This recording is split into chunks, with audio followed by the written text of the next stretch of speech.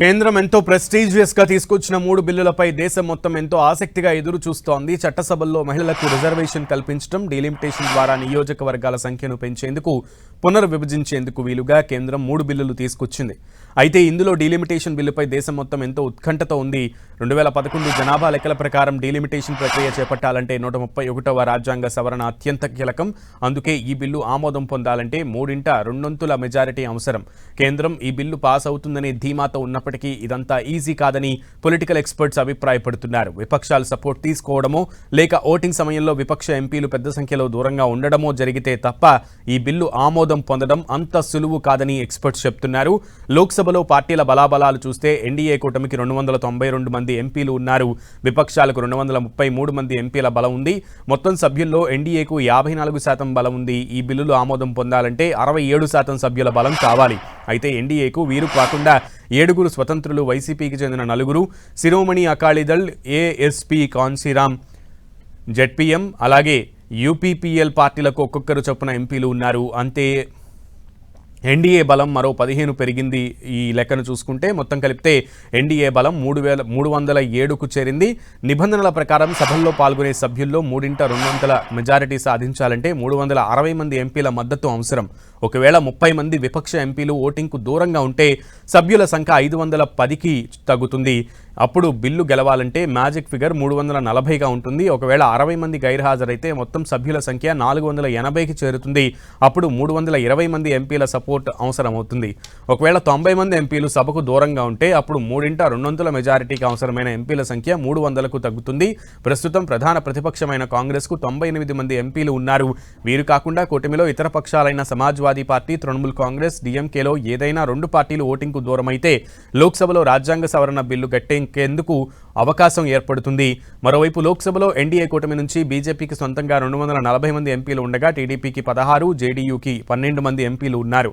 Shiv Sena 7, LJP, Ram Vilas 5, RLD, Janasena, JDS 2 చొప్పున, APG, NCP, SKM, AJSUP, Apna Dal, Hum secular పార్టీలకు 1 చొప్పున సభ్యులు ఉన్నారు.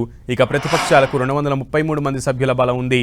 కాంగ్రెస్కు 98, SP 37, TMC 28, DMK 22, Shiv Sena Uddhav Thackeray 9, NCP Sharad Pawar 8, CPM 4, RJD 4, IUML, AAP, JMM పార్టీలకు 3 చొప్పున, వీసీకే, సిపిఐ, సిపిఐఎంఎల్, జేఎండ్కే, ఎన్సీకి 2 చొప్పున, Kerala Congress, MDMK, MIM, RLP, Adivasi party, ఆర్ఎస్పీకి 1 చొప్పున సభ్యులు ఉన్నారు. ఒకవేళ లోక్సభలో ఈ బిల్లులు ఆమోదం పొందకపోతే వీటిని రాజ్యసభలో ప్రవేశపెట్టరు. మరోవైపు రాజ్యసభలోనూ అదే పరిస్థితి నెలకొంది. ప్రస్తుతం రాజ్యసభలో ఎన్డీఏకు 141 మంది సభ్యుల బలం ఉంది. ప్రతిపక్షానికి 83 మంది ఎంపీల మద్దతు ఉంది. వీరు కాకుండా బీఆర్ఎస్, వైసీపీ, బీజేడీ, బీఎస్పీ, స్వతంత్రులు కలిపి 20 మంది ఎంపీలు ఉన్నారు. వీరు నిర్ణయాత్మకంగా మారనున్నారు. రాజ్యసభలో 3/2 మెజారిటీ కావాలంటే 163 మంది ఎంపీల మద్దతు అవసరం. బీజేపీకి 107, కాంగ్రెస్కు 28, తృణమూల్కు 13, ఆప్కు 10, డీఎంకేకు 8 మంది సభ్యులు ఉన్నారు.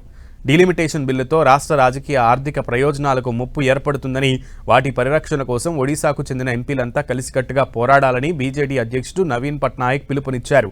మహిళా రిజర్వేషన్ బిల్లుకు మద్దతు తెలిపినప్పటికీ 131వ రాజ్యాంగ సవరణ బిల్లు ఒరిజినల్ రూపాన్ని వ్యతిరేకించాలన్నారు.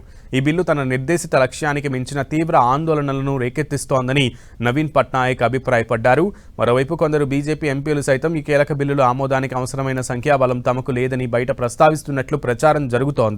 ఈ క్రమంలోనే రాజ్యాంగ సవరణ బిల్లు ఆమోదం పొందితే క్రెడిట్ మొత్తం విపక్షాలే తీసుకోవాలని ప్రధాని నరేంద్ర మోదీ వ్యాఖ్యానించారు. ఈ బిల్లులపై ఇవాళ సాయంత్రం ఓటింగ్ జరగనుంది. ఈ బిల్లులు గట్టెక్కుతాయో లేదో ఇవాళ సాయంత్రం తేలిపోనుంది.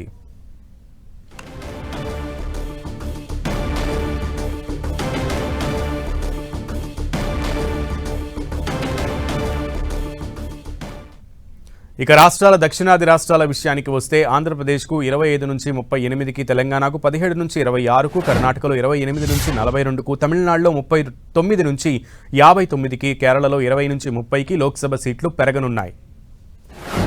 డీలిమిటేషన్ వల్ల దక్షిణాది రాష్ట్రాలకు లాభమే తప్ప ఎలాంటి నష్టం జరగదని కేంద్రం చెబుతోంది.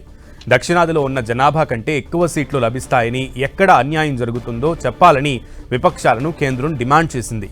తాము అన్ని రాష్ట్రాలకు దాదాపు 50% మేరకు సీట్లు పెంచాలని నిర్ణయించినట్లు, దక్షిణాది రాష్ట్రాలకు ప్రస్తుతం లోక్సభలో 129 మంది సభ్యులున్నారని, వారి సంఖ్య 195 సీట్లకు పెరుగుతుందని కేంద్రం వెల్లడించింది. లోక్సభలో దక్షిణాది ప్రాతినిధ్యం 23.76% నుంచి 23.97%కి పెరగనుంది. ఏపీకి 4.6% నుంచి 4.65%కి, తెలంగాణకు 3.13% నుంచి 3.18%కి, తమిళనాడుకు 7.18% నుంచి 7.23%కి వాటా పెరుగుతుందని కేంద్రం ప్రకటించింది. కర్ణాటకకు 5.15% నుంచి 5.14%కి, కేరళకు 3.68% నుంచి 3.67%కి సీట్లు తగ్గనున్నాయని తెలిపింది. దక్షిణాది రాష్ట్రాల వాటా 23.76% నుంచి 19%కి తగ్గుతుందని విపక్షాలు ప్రచారం చేశాయని, తాము 24%కి పెంచుతున్నామని కేంద్ర హోంమంత్రి అమిత్ షా చెప్పారు. తాము కులగణనను వ్యతిరేకిస్తున్న అన్నది సరైంది కాదని, జనగణనలో భాగంగా కులగణన కూడా చేస్తామని ప్రకటించారు. ఏ ప్రాంతానికి సీట్ల విషయంలో నష్టం జరగదని చెప్పారు అమిత్ షా.